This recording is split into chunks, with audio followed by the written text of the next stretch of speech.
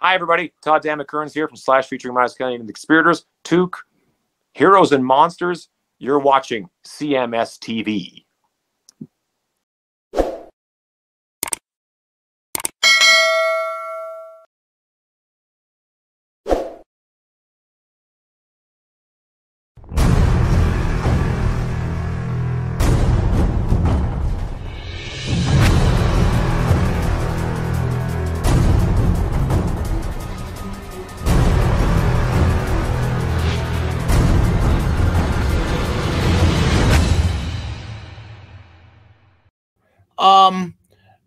Let's see here. Another quick topic here. I know you mentioned Lynyrd Skynyrd. The final member of Lynyrd Skynyrd has passed away. And the final original member, Gary Rosington, passed away. Right. Yep. Mm-hmm. He is what was he, 71 years young? Right. And he died. The Lynyrd Skynyrd guitarist Gary Rosington has died. 71-year-old musician's passing was announced by his surviving bandmates earlier today, March 5th. They wrote on social media, "It's with our deepest sympathy and sadness that we have to advise that we lost our brother, friend, family member, songwriter, and guitarist Gary Rosington today."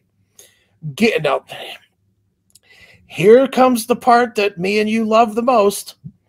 Gary is now with his Skynyrd brothers and family in heaven and playing it pretty like he always does. He's up in heaven jamming with the rest of the Skynyrd boys. Right. Please keep Dale, Mary, Annie, blah, blah, blah, and your blah, blah, blah. And they got Brian Badass Boone being his guitar tech. That's right. He gets to fill in every once in a while, but right now he's just the tech. That's right. And Dimebag and Lemmy waiting in the wings to go on right after they finish. Sure. I saw this thing.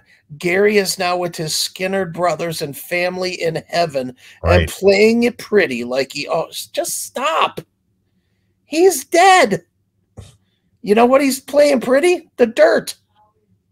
That's what he's playing pretty. He's laying pretty in the box. Stop with this nonsense. He floated to heaven with it, just him and his guitar.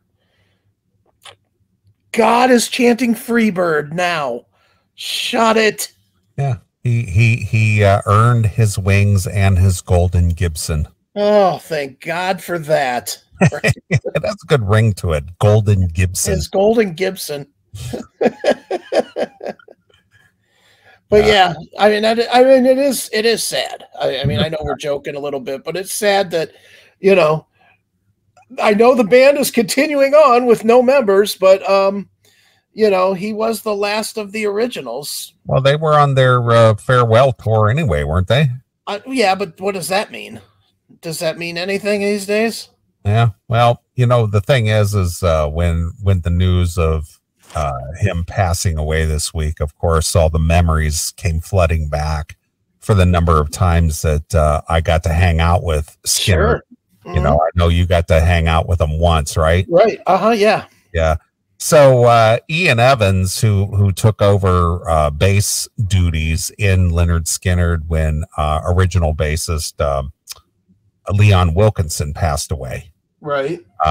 When he became the bassist in Lynyrd Skynyrd, he and Bobby Capps, the keyboardist from 38 Special, put out a CD together called Evans Caps. Great disc. And some publicist got a hold of me. I just emailed and said, "Hey, Ian Evans from Lynyrd Skynyrd and Bobby Capps from 38 Special have collaborated on this new disc, and I think it's right up the Classic Metal Show's alley, and sure, I'll send you a copy, and if you like it, you can play it on the show. I'll hook you up with Ian Evans and Bobby Capps on an interview." And, right. I got the disc and I liked it quite a bit. I thought it was a good kind of a classic metal sounding disc, which was surprising because it came from two Southern rock guys. You weren't expecting that. You were thinking maybe it's, Skinner-esque or sure, Special kind of stuff, but it wasn't like that at all. No, not at all. And we liked it. We played it on the show. They hooked us up with an interview. Both Ian and Bobby called in at the same time, and we did an interview with them. And for whatever reason, Ian was so, grateful that we enjoyed his disc and played it on the Classic Metal Show that he befriended us. Right. And, when Skynyrd came around, which they did every summer, he invited me out to the Taste of Chicago. Skynyrd was playing at the Taste of Chicago with that Creedence Clearwater Revisited. Right. And I don't remember. I think we interviewed them in the late winter or early part of the spring, and the Taste of Chicago was in the middle of the summer, and my cell phone rang one evening. I just got home from work, and I answered the phone, and it was just like, "Hey, is this Wendell?" And I go, "Yeah." He goes, "Hey, this is Ian Evans. How are you, man?" I was just like, "Wow, what's he calling me for?" It's really weird. He goes, "You live in the Chicago area, don't you?" And I said, "Yeah." He goes, "Yeah, we're playing out at the Taste of Chicago. You want to come out to the show? I'd like to meet you." Right. And I was just like, "Hell yeah, I'll come out to the show." He hooked me up. He says, "Yeah, just come up to the backstage area. My road manager will take care of you." So I show up there, tell the security there who I am. So this road manager comes out and says, "Yeah, Ian said you would be here." And guy hands me this all access laminate, and he goes, "Yeah, I got your seats right around front here." So he walked me around the front of the venue, front row center. Nice. So I watched the Skynyrd show, and he goes, "Yeah, after the show's over, just come on back. You got the laminate. You can come on back. Just come and hang out with the guys." Yeah. And so I went back and met Ian in person, and, we got to, talking and things. And he goes, "What are you doing now?" And I said, "I don't know. What's going on?" He goes, "Well, we're heading back to our hotel. Why don't you come back and hang out with us?" I was just all right. He goes, "Where are you staying?" He says, "I don't know." He says, I know it's in a tall building, and I look out my window and I can see a big Ferris wheel. I said, "Well, you can see maybe pier from where you're at." He goes, "Yeah, I think we're staying at the where the hell are we staying?" And he's sitting there trying to remember where he's staying, and they were staying at the Hyatt. Okay. And so he says, "Yeah, why don't you come up there and meet up with us?" And so I went to the hotel and went to the bar, and he come down, and a couple of the other guys come down, and I was telling him, I said, your backup singer, Carol Chase. She goes, "Yeah, what about her?" I said, "I kind of got a little thing for her." And he goes, "Oh, really? You want to meet her?" And I go, "Yeah." He gets on the phone, and she comes down, and he goes, "This is my friend Wendell. He's got a crush on you." Nice. And she hung out there with us, and she let me take a picture with her. She was sitting on my lap, and I took this picture with her. Nice. So from there on, over the next 4 years, on and off, whenever Skynyrd was anywhere in the region, whether it was the Chicago area or whatever, Ian would always call, "Hey man, we're going to be up in your neck of the woods. You want to come out to the show?" And I think I went and saw them at least 6 times over the next 4 years. Okay. Now, how many times, I'm just curious, how many times had you seen Skynyrd before we met Ian? I'm thinking maybe 4 times, maybe 5 times. I used to see him at Blossom. I used to go to the Blossom shows every year. Okay. Yeah. All right. I always liked Skynyrd. I would go, but yeah, just knowing Ian was very cool. So I got to meet and hang out with Gary Rosington. There was this one time, and it was the last time I saw Ian before he got the diagnosis with his lung cancer. Right. But, my nephew and I went to a show in Fort Wayne. They were playing at a theater in Fort Wayne. And it was right before Christmas, and it was going to be their last show before they took their Christmas break. Okay. And, my nephew and I showed up at the show, and he didn't know I was coming. And we had gotten seats. I don't know. We were 10, 12 rows back, and it was kind of like an elevated seat to where we were kind of like even with the stage. And Right. they come out on the stage, and he comes out on the stage, and the lights come up, and he looks out there, and he sees me right away. Right. And he like points at me, and as soon as the show's over, he comes to the side of the stage, goes, "Meet me at the hotel." Nice. So they were staying at the hotel across the street from the theater, and we went over there, and the whole band was in the bar. Right. And the principal members of the band were going to fly home for Christmas, and then some of the other guys were just going to take the bus and ride home. So Johnny Van Zant and Ricky Medlock and Gary Rosington, and all those guys were hanging around, and my nephew and I were having cocktails with them, and Nice. kind of hanging out with Ian and everybody in the band. It was a cool experience, and that was unfortunately the last time I saw Ian, because right after that Christmas break, that's when he got diagnosed with the cancer or whatever. The lung cancer, and by May he passed away.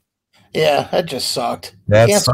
Cancer fucking stinks. Remember the time we were doing the show? We were doing the show live on Saturday, and the phone rang, the studio phone rang, and I answered, and it was Ian.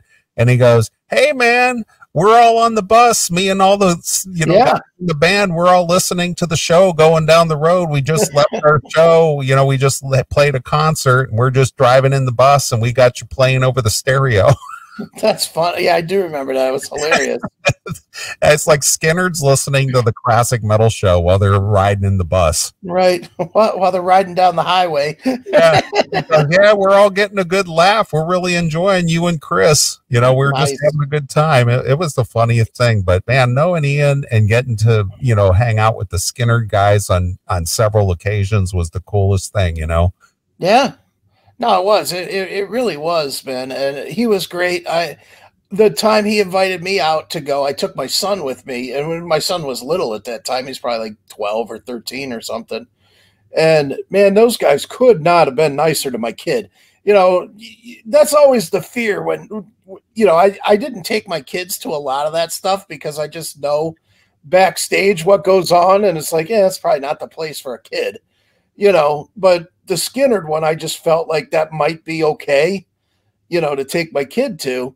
Man, we went back there. They could not have been nicer. They fed him. They gave him, bottles of what, Fiji water and shit, or some kind of water shit. Oh, free water. Yeah, free water. Woo. But they just took care, sat down, talked to him. I mean, all of them. Rossington was one of them that came over, and Johnny and Ian, obviously, and who was the drummer? Who was? Cardelloni? Yeah, Cardelloni. Yeah, Michael Cardelloni. They all just came over and could not have been nicer to my kid. Really giving my kid a good memory. And my kid is like 30 now, and he still talks about that. Sure. About that time that he met Lynyrd Skynyrd, and how cool that they were to him. So I have nothing but respect for the Skynyrd boy, all of them, but obviously our friend Ian was a really great guy. Man, he's been gone now, what, 10, 12 years or something? Yeah, 2009. Oh my God. Almost Jesus. 14 years ago already. Shit, that is nuts, isn't it? He's been gone that long. Yep. Yeah, when we finish this segment, you got to play some Ian Caps. Yeah, we'll play that. I already had that in mind. All right, because that's such a good record, and it's one that I hate to say it, but that era of the CMS produced a lot of bands that we liked and have forgotten. Mm-hmm. Like Eric Van Landingham, another one. Yeah, that was an independent guy that we played, and he'd always share his music with us and things. Yeah, and where did he go? He just disappeared, went away. But independent artist, it's tough to keep kicking out music and stuff. It's just like time to trying to get an audience. Yeah, it is. It's definitely. And probably more difficult now, even though it's easier to put it out there. It's not as easy to get noticed. Yeah, to get found or discovered. Exactly. So, well, Godspeed to Gary Rossington. I hope he sounded perfect and beautiful up in the sky with the rest of the band, as the statement said. Ugh. Right, of course. You know, I hope his golden Gibson is wailing to the gods. Wailing like Jennings. That's right. But he's not alone in newbies in God's band, as we had another death this week too. This one hits me a little closer to home, but Dark Angel guitarist Jim Durkin died as well. Did you hear this? I did not know that. Yeah, he died on Friday. Yeah, Jim. I don't know if you were into Dark Angel at all. I knew a little bit about them. I'm not a connoisseur of them, but I know of them. Yeah, I'll say this: if you like Master of Puppets, I'm not going to say you're going to like this album better, but I'm going to say that you should appreciate this record, because most metal people, like harder edge metal people, look at Darkness Descends by Dark Angel as a very an apples to apples comparison to Master of Puppets. It is just a great thrash record. It's as good as it gets. They never really lived up to it after it. I mean, they were good, but that record was so good. And obviously it gave us the Gene Hoglan, who's gone on to be regarded as one of the greatest drummers ever. So I'm personally a fan of Dark Angel. You know me, I love all that San Francisco music, but I really was a big fan of Dark Angel. I was like, God damn, this dude died 58 years old. Must have just been natural causes, I'm sure. Right? 58. Well, yeah, who knows? I mean, looking at the guy in the picture, he didn't look the healthiest. No, he definitely wasn't the healthiest. But the story is Dark Angel guitarist Jim Durkin has died at the age of 58.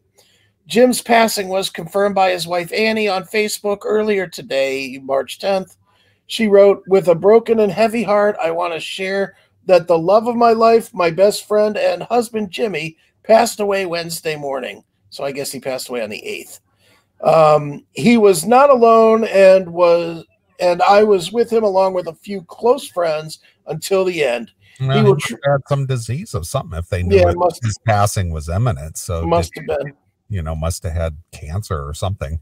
Yeah, must have been.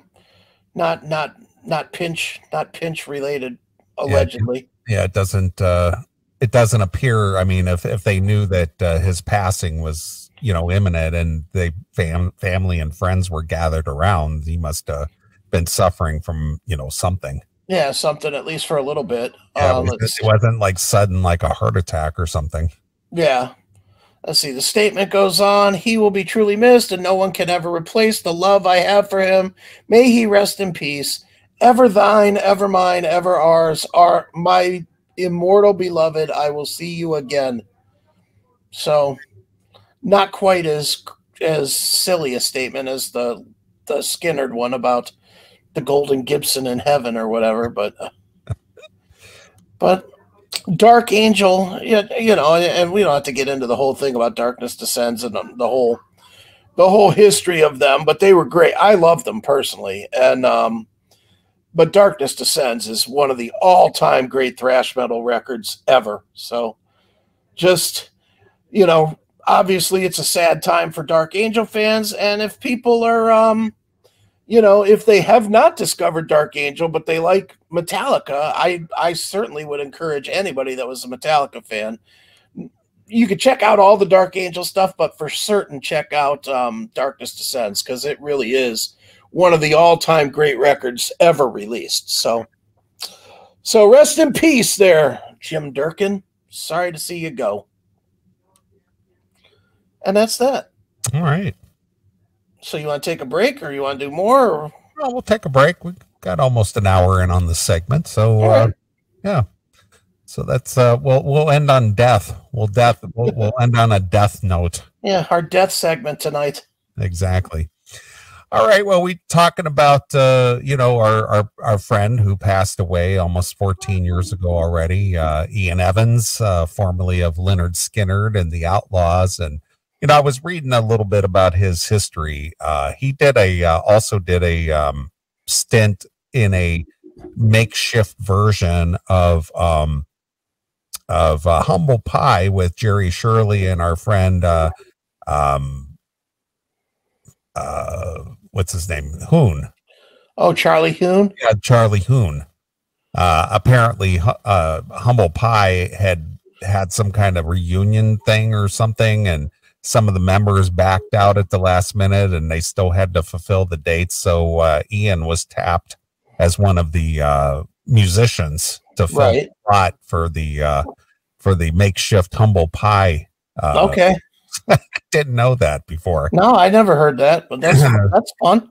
Yeah, so that's interesting. But anyway, Ian Evans and Bobby Capps of 38 Special put out a CD way back in, I think it was like 2005. Right, long time ago. 2005, 2006. And the name of the CD is called Evans Capps Last Time. Mm-hmm. And I'm going to play a tune here from that. This one is just called Hell If I Know. So here it is. It's Evans Capps exclusively here on your classic metal show. Hi.